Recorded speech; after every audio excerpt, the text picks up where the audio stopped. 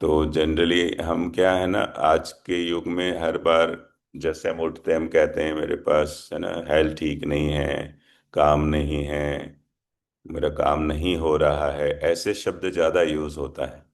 Observe करते हैं आप? नींद सही नहीं आती है मुझे, मेरे लाइफ में तो बहुत टेंशन है, सब मतलब सब कुछ होते हुए भी हम लोग इस तरह की बात कर रहे हैं। तो इसमें कहते हैं अस्तु देव होते हैं जो घूम रहे होते हैं पल पल, उनका काम सिर्फ एक ही होता है, तथास्तु करने का, आशीर्वाद देने का काम होता है। आप कुछ भी बोलते हो, वो गूगल जैसे होते हैं, गूगल को कैसे ने पता नहीं वीडियो अच्छा है कि नहीं है, वो जिसको ज्यादा लोग देखते हैं उसको ऊपर टॉप पर कर देता है ना। इसी तरह अस्तुदेव भी, हमारे मुंह से कुछ निकलता है तो उसको तथास्तु कर देते हैं। इसलिए पुराने जमाने में एक कहावत होती थी कि अगर कोई चीज, जैसे पति भी बाहर जाते थे पूछते थे चावल तो है ना, पत्नी कभी नहीं कहती थी चावल खत्म हो गए, वो कहती थी है तो सही लेकिन और ले आना। कि खत्म हो गए बोलते ही तथास्तु हो गया तो खत्म ही रहेगा। वो कहते हैं है तो सही लेकिन और ले आना, है पर और ले आना, पैसे तो बहुत है, और और कमाते हैं हम। ऐसे भाव करते ही हमारे अंदर वो हैपन आने लगता है। कमी जो है, नहीं है बोलते ही वो कितना ही बढ़ जाएगा, हमारे पास समृद्धि बढ़ जाए फिर भी नहीं ही निकलेगा, वो ब्लेसिंग हो जाती। कुछ लोगों को रोने का ब्लेसिंग हो जाता है, काम हो तो भी ब्लेसिंग, नहीं हो तो भी ब्लेसिंग, ऐसे ही रोते रहते हैं ना। मुल्ला नसरुद्दीन का वो है ना, कि उसका वो खेती कर रहा था और सूखा पड़ गया तो रोने लग गया कि हे भगवान, रो रहा था जोर जोर से कि मेरा तो काम ही नहीं हुआ। गांव के लोगों ने पूछा क्यों परेशान हो रहा है? अरे सूखा पड़ गया, इतना बड़ा खेत, कुछ भी नहीं हो रहा है, मैं पड़ा रहता हूँ आलस में, ऐसे वैसे बोलने लगा। तो सबने समझा अरे अगली बार फिर बारिश आ जाएगी, क्यों टेंशन ले रहे हो, वो तो होता रहता है, जीवन है।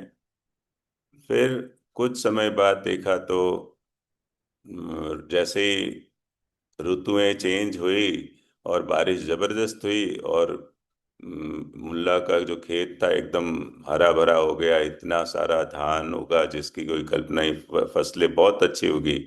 फिर वो रो रहा था जोर जोर से। अब गांव के लोगों ने बोला अरे तू अब क्यों रो रहा है? बोले अरे पहले कितना अच्छा था, आराम करता था, अब इतना काम बढ़ा दिया, कैसे काम करूंगा, कौन कटाई करेगा, कौन करे, अब काम हुआ तो भी रो रहा है ना। कईयों को ब्लेसिंग मिल जाती है। तो हमें जो है उसके प्रति पूरा उसका सम्मान करना है, उसको आनंद लेना है तो और बढ़ता है। इसी को जीसस भगवान कहते हैं, those who are having will get more and those who are not having whatever they are having everything will be taken away from them. जिनके पास ये है उनको बहुत दिया जाता है, जिनके पास ये नहीं है जो कुछ उनके पास से वापस ले लिया जाता है। वो है कृतज्ञता की भावना।